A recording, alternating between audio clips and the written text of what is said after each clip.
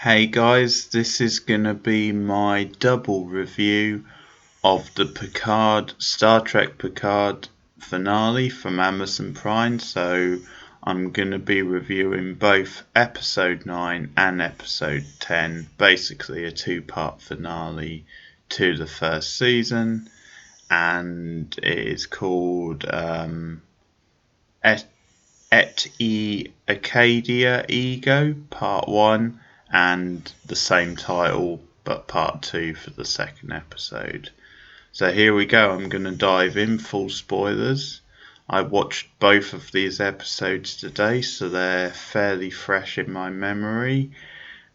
And I will just sum up really my thoughts on the season overall and how I think this finale sort of rounds things up and sets things up for the next season, because we know there will be another season. There's going to be another two, in fact. So they've planned for 3 seasons, which I think probably is a positive thing. The fact that they know from the start how many seasons there's going to be. I think potentially that's quite a good basis moving forward, because you can plan ahead. So at the start of this episode, the crew basically managed to, the first episode of the two, that is, they managed to break through the force field, like the Romulan force field, and it's a really exciting sort of like white knuckle type of opening. And throughout this episode, I think for the season as a whole, you can certainly pick holes at certain storylines, certain characters, but the one thing you can't really pick fault in, I think, has been the beauty and the colour and the direction. I mean, maybe certain choices in terms of like characters, the look of the characters and what have you, and I'm not saying everything from a visual standpoint has been like perfect, but it's certainly one of those shows where you can see where the money has gone, and I think the direction generally has been very good, and it's just a very eye-catching, quite unique sort of looking type show. So no complaints there, and I think the direction is really good in this opening scene as they're coming through this barrier, and there's a fair bit of tension. And as it is, they break through the barrier and they basically get into the other side and onto this planet. So Soji has really shown her value. It also means Jurati has got a stay of execution because they've bypassed the Starfleet, the Deep Space 12, as I think it was called, which would have been where they dropped Jurati off basically and handed her over to the anthologies. So conveniently, Jurati has a stay of execution, and for the time being, she's decided she'll contribute to the crew. And this is very interesting moving forward where they go with Jurati. And certainly I'm a big fan of the character. I'm a big fan of Alison Pill. I think it's been one of the best characters on the show, if not the best. Perhaps outside of Picard, probably the best of the main cast. Anyway, I've enjoyed the old characters popping up in cameos as well, but from the main cast that we see regularly, I think Jurati and Picard perhaps are my two favourites. So she gets a stay of execution, and there's almost like this sort of joke where they've gone through like all these like universes, all this time in just 15 minutes. So it's this really unique sort of trick. And then we see like these orchids that we've seen in previous episode. They suddenly pop up, and it gets mentioned how it's almost like a magic type flower, and that it is an orchid. and that is what's slowing the ship down and a threat to the ship. But we actually find out later that that's 7 of 9, and also Emron, who are on the planet. They've obviously rescued the cube. They've retaken control, and they are down on the planet in the remains of the cube. And it's actually them who are wielding this power, and they're doing it to essentially save Picard and his crew from the ongoing Romanance from Narek, essentially, who is still on their tail. But as Picard and crew are landing, Picard has like almost an out-of-body experience, and I sort of didn't figure out what this was at first, I guess just because with this being a Star Trek show and all the stuff going on, you just figure it could maybe be anything. But of course it brings back his problems, his brain issues, his brain disease, and for a few moments he's basically out of it. And again, it's a powerful scene because we see all these flashes from over the course of the series so far, and all these like vivid memories. And it's actually Dorothy who's there when he comes around, and she's figured out what's going on. She's figured out that he has this like terminal disease, and he comes out and he's honest with the crew. And I think this moment does a really great job of setting up the finale itself, because Picard is open with them about having this terminal disease where he's got a limited amount of time. And one of the great lines of the show so far is when he just says, "Anyone who treats me like a dying man is in risk of pissing me off." Great delivery from Patrick Stewart. But I think it's great the way they set this out going into the finale, because it ups the stakes, because I think you get the impression it could be the last go around for Picard potentially, but also I think it just ups the stakes in terms of the crew knowing about it and how it impacts on them. It just makes it feel like a bigger deal all the way round. So anyway, they arrive on the planet, and Sergiu's reunited with her people. And again, I'm gonna praise like just the visual like design on the planet, just the landscape of the whole thing and the way it's shot. It's really beautiful and lush, and it's really clean, and just great design all the way around. And as I said, the colours. So you really are taken aback. You're sort of washed away by this sort of beauty. And again, the Emron character is just very much on the fringes, because they go and find him, and him and Seven, and that's when Picard tells Enor about the disease, and he just tells him again, just stay behind because it's safer. But they have like sort of an emotional moment, and as it turns out, because all these Romulans are coming to the planet to attack, and there's going to be like hundreds of them, something like 200 or something, then potentially Picard and the crew just need, resources.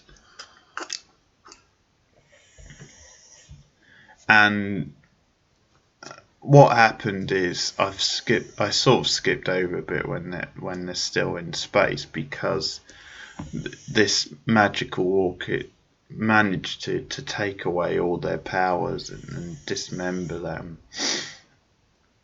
And so 709 says they can help them with that. They can help them restore the power, and they've got some resources to sort of help them, but not all the resources. The challenge is just too big. So Sergi and Picard and the crew arrive at this planet, at this destination where she knows her people are. And you've got a bunch of characters. You've got a couple of like different clones who look almost identical, like Sunji, just the clothes. There's a character called Arcadia. There's a character called Sutra, and to me it's kind of telegraphed from the start that Sutra maybe is up to no good. And it's not really any fault of the performance. I think the actress who plays Sundru, who I've been impressed with pretty much all season, it was obviously a bit of a shame that she was saddled with that awful like plot with Narek, and she was just with him for a lot of the season. But I always saw potential in the actress. I thought in that first episode she was in, when she was basically playing the other version of Serju, the other twin, I thought, yeah, I like this actress, and I think certainly she has benefited from being away from Narek. So it's kind of an impressive performance doing these different versions of herself, but yeah, it's just telegraphed a bit, seeing this Sutra and the way she's acting, and that I think also they're playing this off as this is kind of this paradise, this almost too good to be true sort of universe, and with a couple of episodes left, you just figure there's just got to be a bit more to it than that. There's going to be a bit more of a conflict. We also get another data essentially. So Brett Spinner, it is Spinner, isn't it? He makes a cameo, which is good to see, but I'm not sure the character was really needed that, but it turns out he's kind of was modelled on Data as well, or his father knew Data, so it's sort of in the family tree anyway. And he is a scientist. He holds quite a prominent position, and there's some sort of doubt over the trigger which is set to be released, which obviously the Roman side of things have been saying, well, if the trigger is released, and if it's released by synthetic life, then that will be a disaster for the universe. But this sutra is kind of suggesting, well, it's possible then actually the transmitter may be a positive thing. And it could be good for synthetic life. And we just see all these images. She uses Jurati's memories again, to show her like all these different visions, and it's something Rios is like hesitant about. Says, no, you've been through enough. And I think they've sold me quite well on the Jurati Rios relationship. I think they have good chemistry. I like both the characters, and I think he's a good actor, the one playing Rios too. I think I do believe in his concern for Jurati, so it's a nice touch having him, worry about her and can she really go through this again. And obviously Jurati's in a very murky sort of place.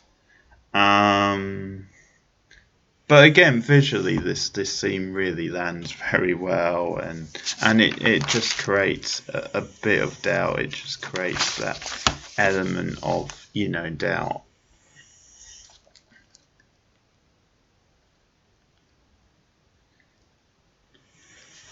And later on, Jurati, when she's with the I forget the character's name, but the Data lookalike, I'm gonna call him. Again, he kind of gives her a towing off, really, because of her killing Bruce Maddox. It's like there's certain lines in this episode which they're a bit on the nose. They're a little bit preachy, and I think one of them is his line to Jurati where he says, "You turned out a bright light," but he tells her you can still do a positive thing because he has this life form, this creation that Bruce Maddox started, and so he says to Jurati, "Would you like to continue his work?" And she's like, "Yes, I'm interested in that. I would like to do that." So they start working on this other life form which was started by Maddox.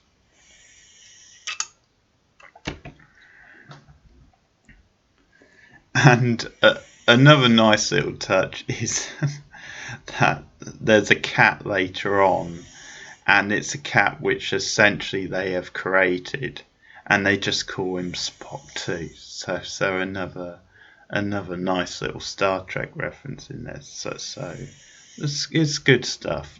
Just little touches like that. But unfortunately, the Narek plot isn't dead in this. Sadly, he's still around because they've captured him and they've put him under like house arrest. And so we get to see him whine a bit. We get to see him trying to manipulate things, kind of question, well, is this how you treat prisoners? And he wants some water. I did actually quite like the line of one of them where she says, well, I don't know, because we've never taken anyone hostage before. But Suji's there on the scene and saying, you can't trust this guy.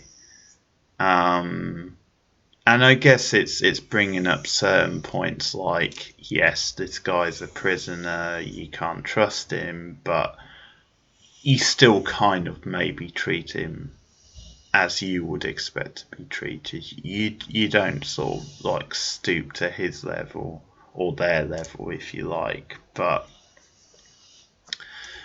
this is where the episode takes a turn, and I mean a lot of this is set up for the second episode, because obviously I think in this episode not a lot happens. It's sort of more character stuff, and it's them on the planet, stuff like that, and it's clearly setting up the big dramatic like second part of the story, which happens with a lot of two-parters.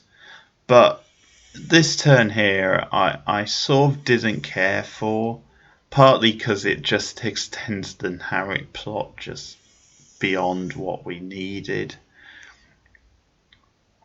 And so what happened is that Suju, who we suspected, or I suspected, there was just something about her, the way she was acting, that she was not to be trusted.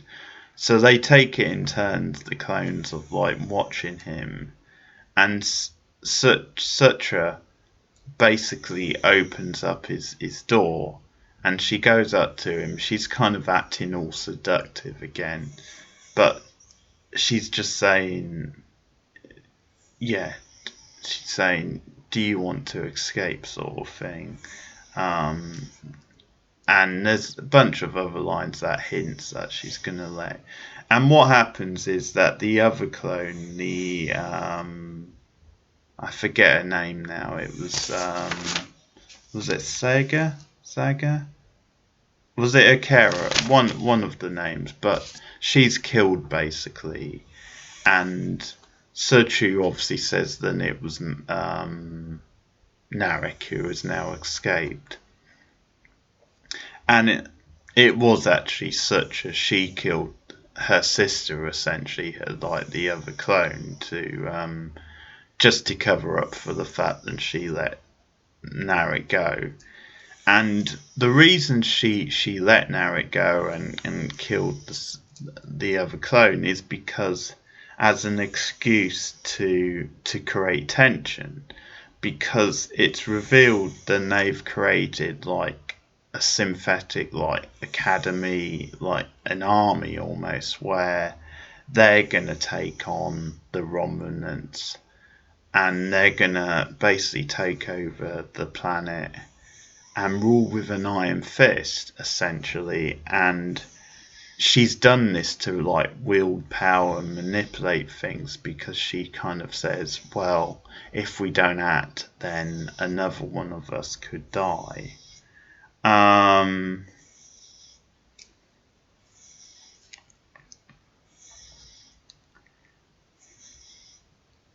So they turn on Picard because they bring up his history, they bring up the fact that he has like kind of turned his back on them in the past. He's abandoned people, obviously, which those kind of things in the past when he retired from Starfleet have been obviously documented throughout the series, and the consequences and the fact that he turned his back on people, or they feel they feel betrayed, is obviously been a big theme of this first season. So that kind of makes sense, but they just turn on Picard and they've used this to manipulate the situation, and because essentially the data lookalike is in on this as well, in on the plan, and he's saying we've developed technology where we can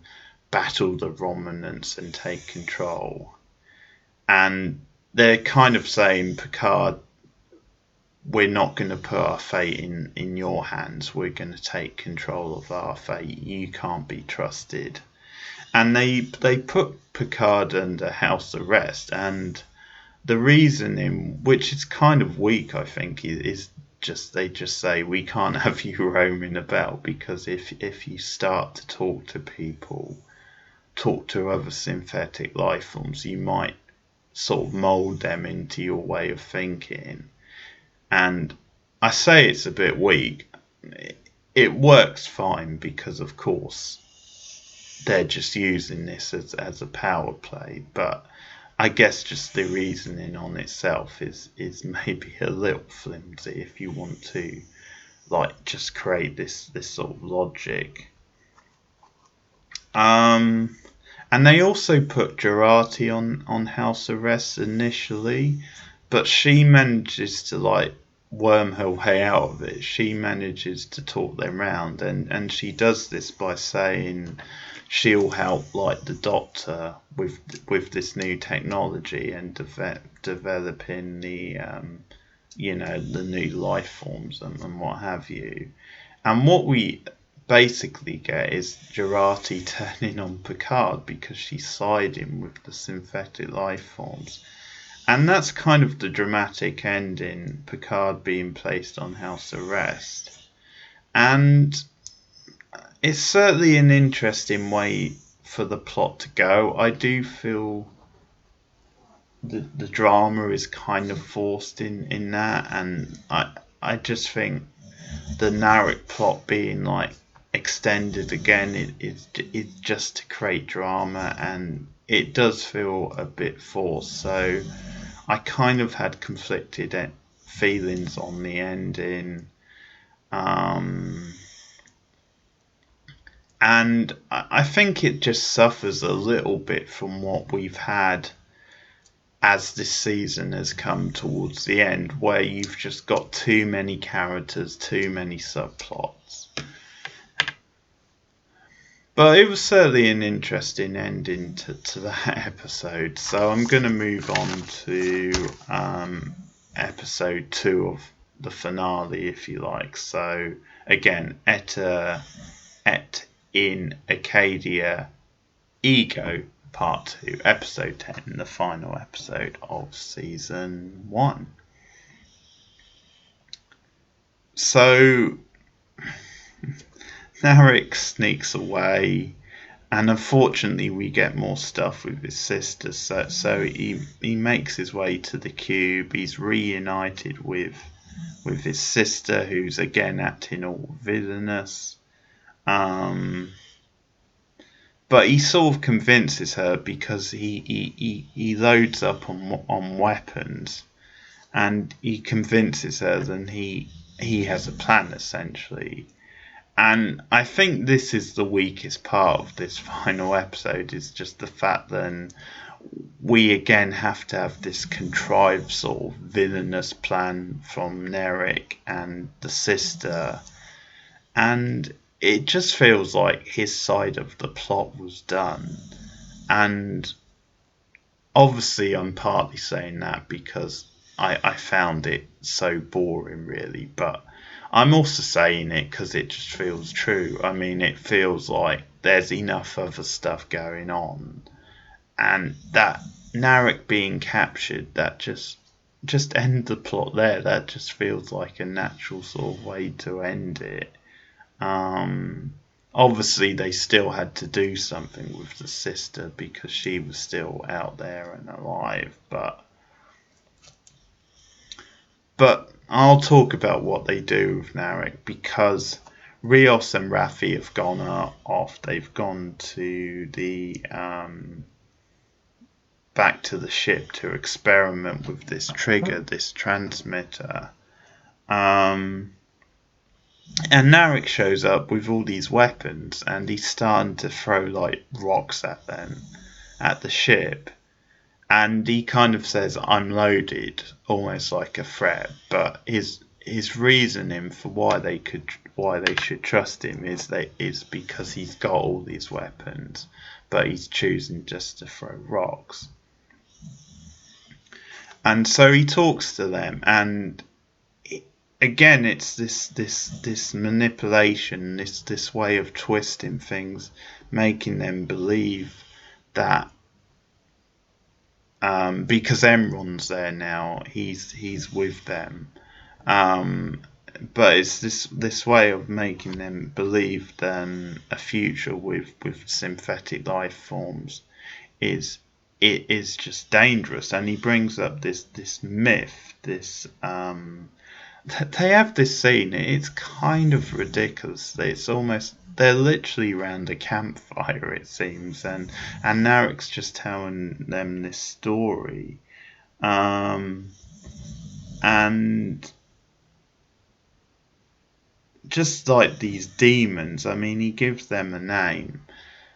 I will give the actor some credit because he's delivering like these very kind of like full on lines, like it's something like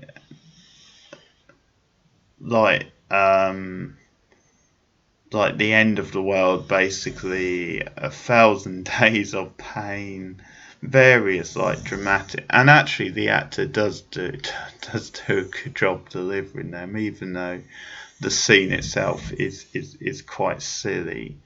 So he just talks about this, I forget the word he uses now, but this actual like this sort of folktale almost, which Enron has heard about. He knows about the myth, so he's quite suspicious, and he just doesn't trust Narek. But anyway, they hatch this plan. Narek manages to or it appears he managed to convince them. As it turns out later, maybe not so, but that's a bit shaky. But anyway, he manages to talk them into helping him. And so they kind of pretend, and they've got him hostage to get inside like the base and what have you, so that they can get to the transmitter. And I think one of the problems I have with this episode is that there's just too many things that are set up in the first episode and kind of things that at the time you think, oh, okay, that's a twist. What's going to happen now? But then they're just undone. They're just undone too easily. So another example is Dorothy, because she decides to help Picard, and it just, I think we're meant to believe that it was just a trick on her part, when she seemed to side with like the Borgs and the synthetic life, and it's just like, well, why? What purpose? I guess it was just because they were surrounded at the time, and she just felt, well, she would be left alone to save Picard. So I guess I understand, but it's still a bit contrived, and it just happens to be this trick. But anyway, she saves Picard, she rescues him, and they start flying off in the ship, because it turns out Picard's pleas have come through to get like clearance from Starfleet. And actually, the term with that, how that came about, is actually good, which I'll talk about. But the plot of Narek, Rios, Raffi, and Emron is kind of figured out by the Data lookalike, and he falls it, he cuts them off. But they arrest Sergio again, once and for all, so they've arrested him.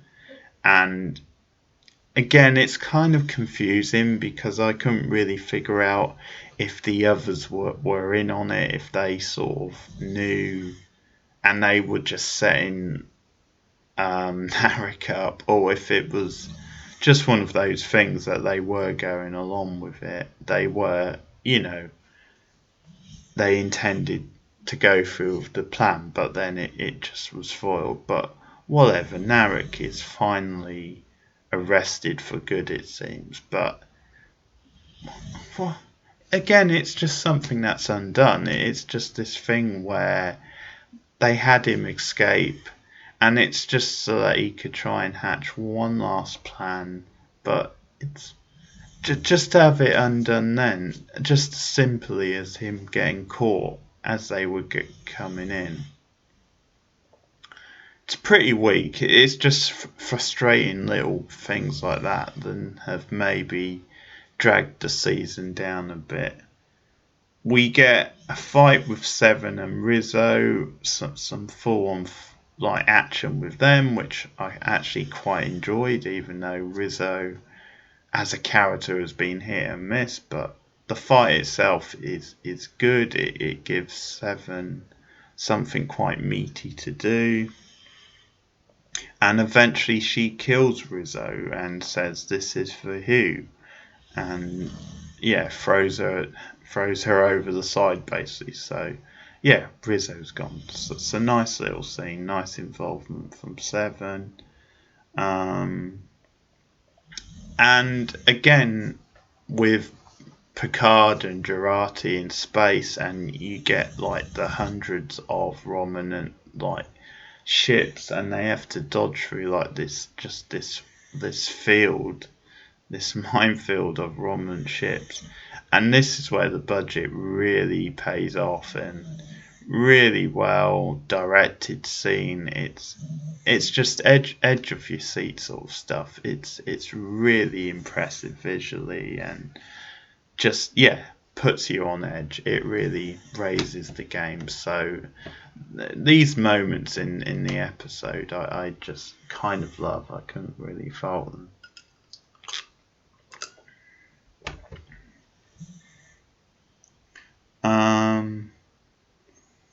So yeah, the battle was kind of badass, and the payoff is even better, because suddenly like hundreds of Starfleet ships appear to support Picard, and it's Riker. Riker makes an appearance, and he's in the old Starfleet like get up, the uniform, and he's been reinstated for this one thing.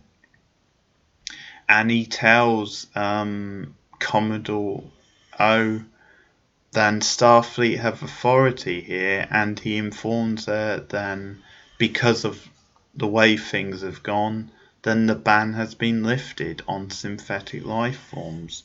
And he shows her like the message from Picard earlier when he was like contacting them, and basically the new treaty says then they Commodore O and the others don't have the authority there, then this is officially Starfleet now, and that Picard is on an official mission. So to try and like attack him, to try and kill him, or to like trap him it's just illegal now.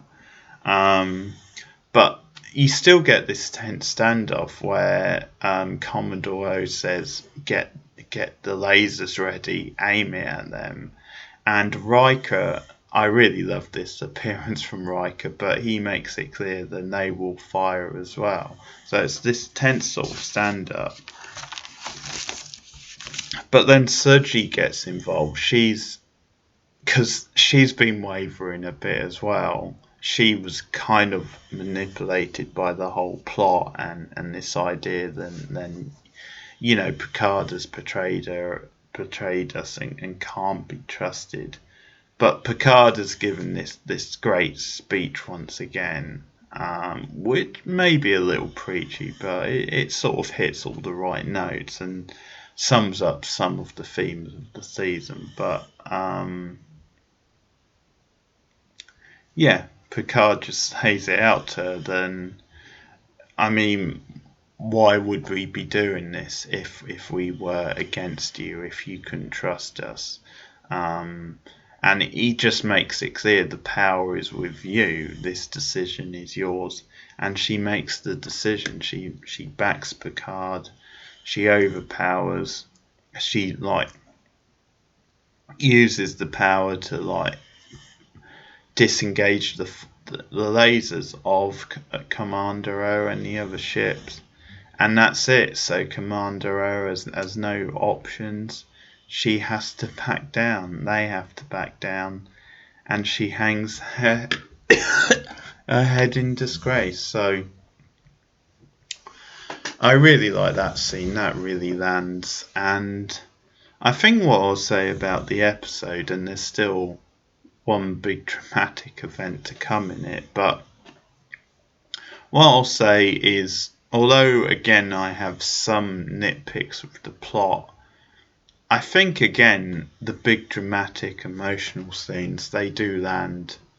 The big like action scenes and big plot moments, I think they largely do hit home.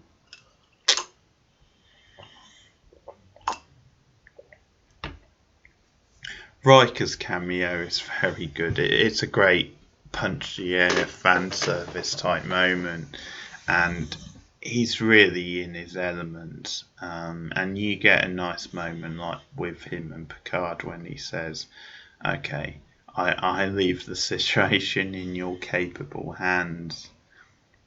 And they have it. The Romulans back down. But again, Picard's brain like tumor catches up with him, and he's dying, and so they're being back down to the planet, and Picard's friends are all around him. Pardon. And Picard dies. He dies, and they're all there, and it's all very emotional. And I'm gonna obviously get to the twist. This is full spoilers, but they sold me on his death because I think, are they really gonna do this? It's only the first season, but in the moment they sold me because it has been set up. So I think him dying kind of lands because it was set up, because he was saying all these goodbyes. He said it to like Emron in the previous episode, And the fact that he had that moment at the start of episode 9, and he made it clear to the crew that he was dying, but that he didn't want any sympathy. He wanted things to be treated as normal. So I think that kind of makes this land and kind of makes you think, oh my god, maybe they are killing off Picard. And they sell this all very well, the way like his crew, his friends all react. It's all very sad. So on an emotional level, they nail this pretty much perfectly. But then what happens is you get this really nicely played scene where it's him and Data, and it's a simulation. Data tells him it's a simulation, but of course Data's dead as well, so they seem to be in some sort of like afterlife or something like that. And it's just them sitting in a room and discussing things, and it's, you just watch the scene really, but it's a really like nice sort of nostalgic sort of scene between the two, talking about their lives and the meaning of life, and all that sort of stuff. And I think what this sort of scene does is it breaks down one of the big strengths of Star Trek when it works well, is these kind of like very cordial sort of like meetings in rooms, just two characters discussing things back and forth. And they do many different things with it. Sometimes it is a more like hard-hitting political type scene. Sometimes it's just very intense or very intimate, and sometimes it can be quite romantic. Obviously, in this case, it's obviously kind of a romance, but between these two close friends. But this very poetic sort of like character-driven scene. And it's one of the things that when Star Trek really works, it's what it does best. So it feels a bit like it's like this dramatic like set piece in a play. So it works beautifully, and it's a nice little payoff for the character of Data. But the twist is that Picard isn't really dead, and Data reveals this because he says, I'm a simulation, but you are not. And he explains that what happens is that Jurati and Suju manage to like retune his brain, essentially. So his consciousness and his brain, they manage to reprogram that before he died, sort of thing. So they can give him another life, if you like. And so what Data says is that he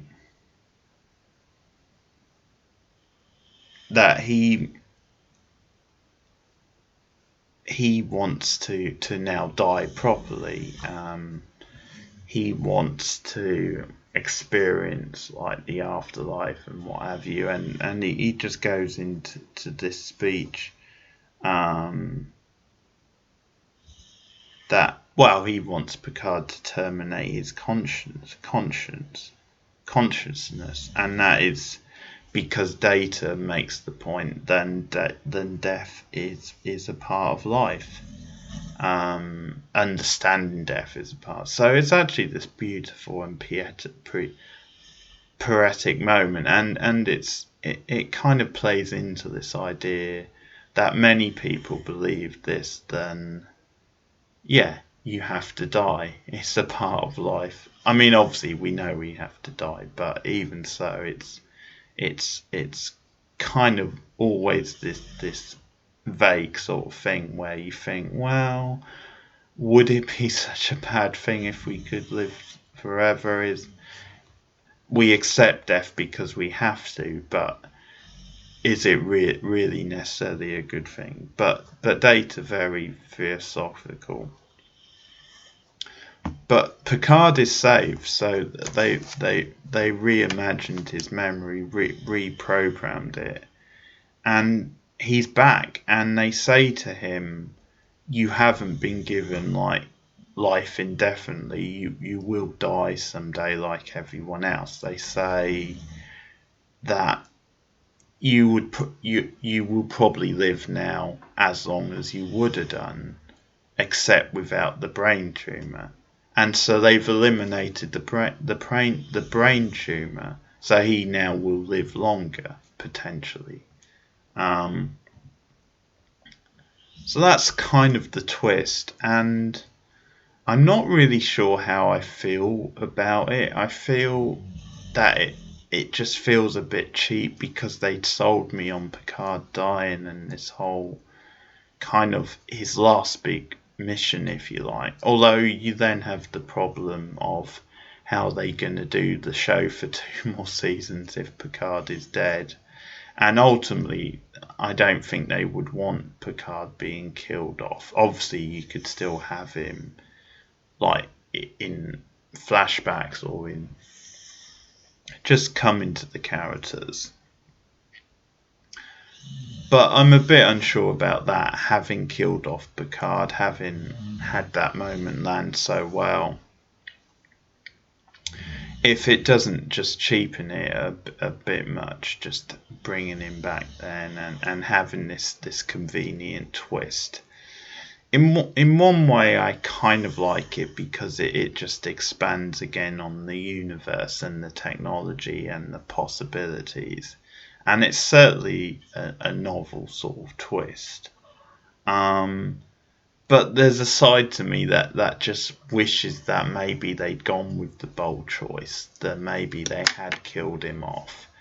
And obviously there's ways he could have still been involved in the series moving forward. But yeah, I just feel a bit cheated because they'd convinced me that they'd killed him off. And then just to pull this swerve out the hat. But anyway, that's. I mean, you can let me know what you think about the whole thing in the comments. Did it really land for you? What did you think when they put the twist in and that he was back? But the way it ends is that he's got his crew together and it sets up like a fresh mission in the next season. Because I wondered at one point if his crew was, or not his crew, but I wondered at one point if this episode might have quite a dark ending and that it would continue over. But no, they obviously win out, and Serju now is part of his crew. She doesn't stay behind on the planet. She says, "I've now got this new freedom, so I want to travel. I want to be part of your crew." So that's it. That Picard says the famous line, "Engage," and they go off. So that's the end. End of season 1, which overall I think has been a good season. They've done some interesting stuff. I think obviously Patrick Stewart has been on great form as Picard.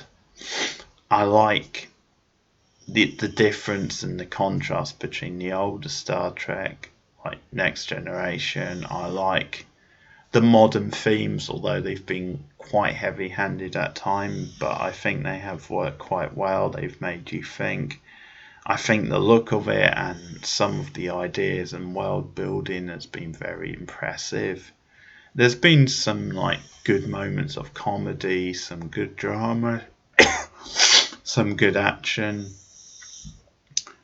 I just feel in the latter half of the season, just too many subplots, too many characters, just twists that seem to be there for the sake of it.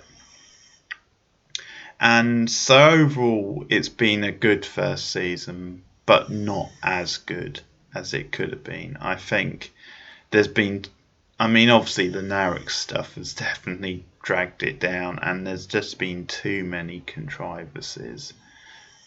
But overall, I'd say it's a strong 7 out of 10 season.